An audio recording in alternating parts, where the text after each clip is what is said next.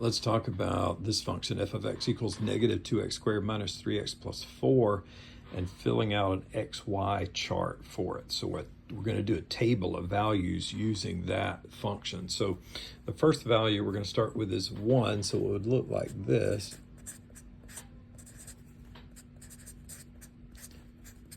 So I have 1 there, and we're going to follow the order of operations. So I do 1 squared, which is 1.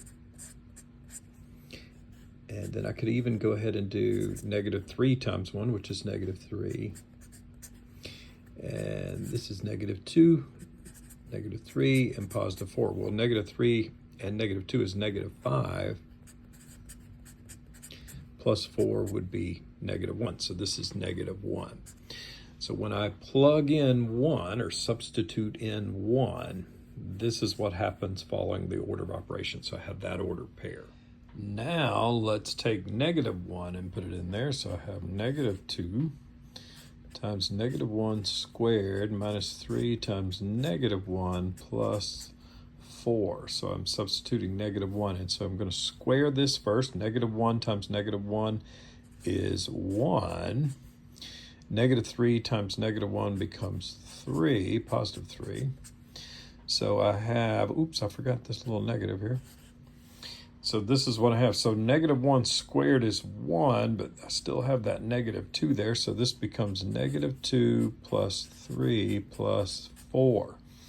So that's going to be negative 2 plus 7, which is 5. So I get 5 here. Now I'm not strictly following the order of operations here, because when you add, if I were following the order of operations, I would do negative 2 plus 3 is 1, and 1 plus 4 is 5. But I just added these two positives together first. Now, the reason I did that is because when you add numbers, the order in which you add them doesn't matter. So that's what I was doing there. Now, I'm going to try to do some of the rest of this just in my head. So I'm going to take 2. So 2 squared is 4. 4 times negative 2 is negative 8. So again, I'm doing 2. 2 squared is 4. 4 times negative 2 is negative 8. So I'm just writing that above there. 2 times negative 3 is negative 6, and then plus 4. So I have negative 14 and 4. What is that? Negative 10? So negative 10 is what I get there. Now I'm going to do negative 2. So let me mark through these. So now I'm going to do negative 2. Well, negative 2 squared, that's negative 2 times negative 2. So that is also 4. 4 times negative 2 is negative 8. And then negative 2 times negative 3 is 6. And then I have this plus 4.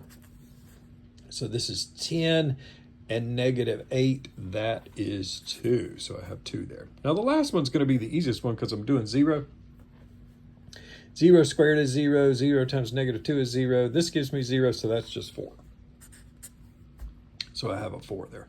So that's a little bit on how to fill out a table of values when you have a function like this that's a quadratic where you're squaring and then multiplying.